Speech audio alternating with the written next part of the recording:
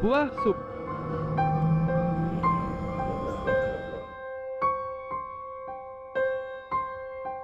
Suatu hari, ada seorang wanita yang baru saja menikah, yang lalu memutuskan untuk pindah ke rumah orang tua suaminya. Di rumah tersebut, ternyata ibu mertuanya adalah seorang wanita yang sangat halus dan penyabar. Namun berbeda dengan ayah mertuanya, yang selalu menggerutu setiap saat, terutama tentang masalah rasa dari masakan menantunya. Meskipun begitu, si menantu pun selalu sabar dengan segala makian yang diterimanya. Hingga di suatu hari, di saat si menantu memberikan sebuah sup yang telah dimasaknya, ia pun langsung dicemooh habis-habisan oleh sang mertuanya. Alasannya hanyalah karena rasa dari buatan supnya yang ternyata berbeda dengan buatan istrinya.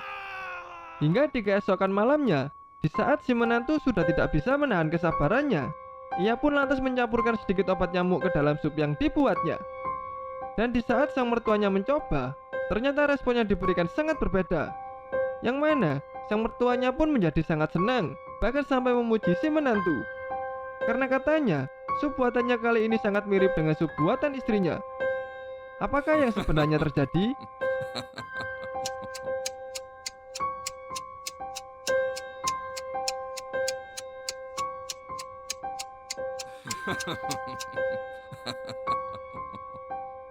Sebenarnya, ibu mertuanya juga berniat membunuh suaminya dengan obat nyamuk. Namun sayangnya, usahanya tak pernah membuahkan hasil. Karena ada kemungkinan kalau suaminya merupakan pecandu zat adiktif.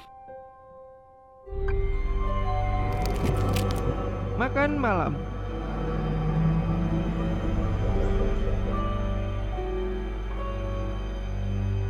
Malam lalu, ada seorang tetangga yang datang kepadaku dengan membawa seekor anjing hidup.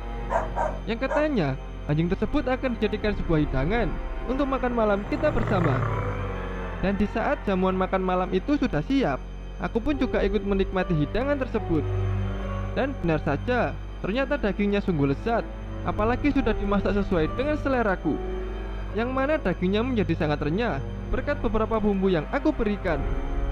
Dan setelah aku memilih beberapa potong daging untuk diriku sendiri, aku pun memutuskan untuk membaginya dengan anjing tersebut. Apakah yang sebenarnya terjadi?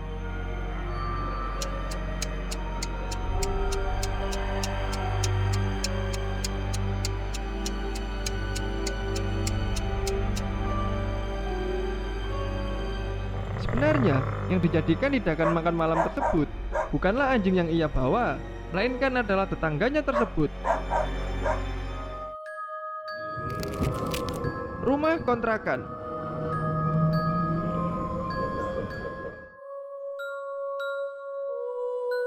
Tahun lalu, pernah ada seorang wanita yang tinggal bersama anaknya di sebuah rumah kontrakan. Wanita tersebut membesarkan anaknya seorang diri setelah ia bercerai dengan suaminya. Namun tanpa diduga, tiba-tiba wanita itu pun memutuskan untuk bunuh diri dengan cara menabrakkan dirinya dengan sebuah mobil. Dan naasnya, tak ada seorang pun yang dapat mengenali wajahnya ketika ia tewas. Hingga 2 bulan kemudian, ketika si pemilik kontrakan datang untuk menagih uang sewa, ternyata rumah kontrakan tersebut begitu sangat sepi. Dan di saat sang pemilik sudah masuk ke dalam rumah, ia pun meyakini bahwa rumah ini sudah kosong sangat lama, sebab terdapat banyak debu yang menempel di perabotan rumah. Dan saat si pemilik melihat sekeliling, ia melihat adanya sebuah boneka hitam yang tergeletak di lantai. Sehingga ia pun berpikir bahwa wanita itu tidak sempat untuk membawa mainan anaknya ketika ia terburu-buru untuk pergi bersama dengan bayinya. Namun, ketika si pemilik hendak memungut boneka tersebut, ia pun baru menyadari bahwa itu bukanlah sebuah boneka. Sebab di dalamnya terlihat beberapa tulang yang mirip dengan sebuah kerangka, bersamaan dengan munculnya beberapa serangga yang keluar dari dalamnya. Apakah yang sebenarnya terjadi?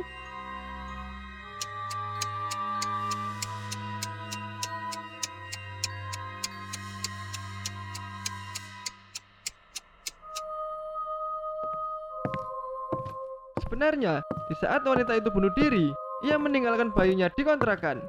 Dan karena tak ada yang mengurus, bayi itu pun akhirnya mati akibat kelaparan. Panggilan telepon.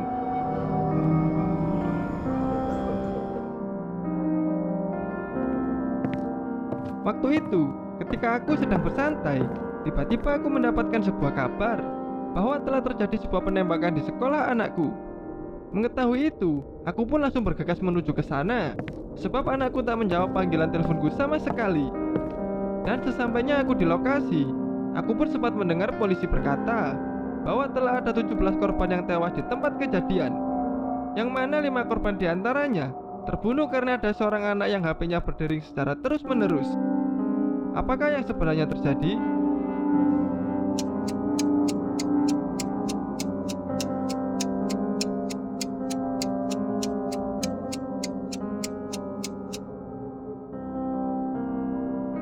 Sebenarnya, kelima korban tersebut tanpa sengaja terbunuh karena ulah si aku, yang mana anaknya terus ditelepon saat mereka sedang bersembunyi.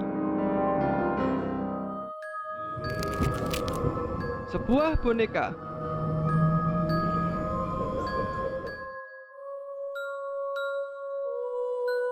Suatu hari, aku diajak oleh temanku untuk datang berkunjung ke rumahnya. Alasannya, karena ia sekarang berada di rumah sendirian, sebab kedua orang tuanya saat ini sedang pergi bekerja. Dan di saat aku sudah berada di rumahnya, aku pun sangat takjub, sebab rumah yang ia tinggali begitu sangat besar. Namun, ada satu yang menarik perhatianku, yaitu tentang sebuah kamar yang isinya dipenuhi dengan banyak boneka, yang mana semua bonekanya tersimpan sangat rapi di dalam sebuah kotak kaca. Dan di saat aku tidak sengaja memasuki kamar tersebut, tiba-tiba temanku pun langsung datang sembari menatapku dengan tajam. Mengetahui itu, aku pun hanya diam, sembari sedikit tersenyum. Lalu, dengan tatapan yang bingung, temanku pun lalu bertanya tentang alasan kenapa aku malah tersenyum dan bukannya takut. Sembari masih tersenyum, aku pun lalu berkata bahwa kita berdua kemungkinan bisa melakukan barter, sebab aku juga suka mengoleksi boneka seperti yang kamu koleksi. Apakah ada sesuatu yang janggal?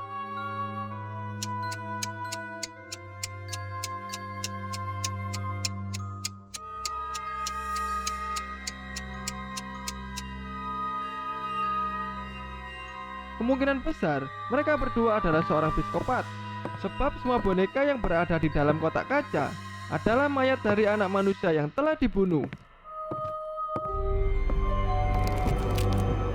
Sebuah apel.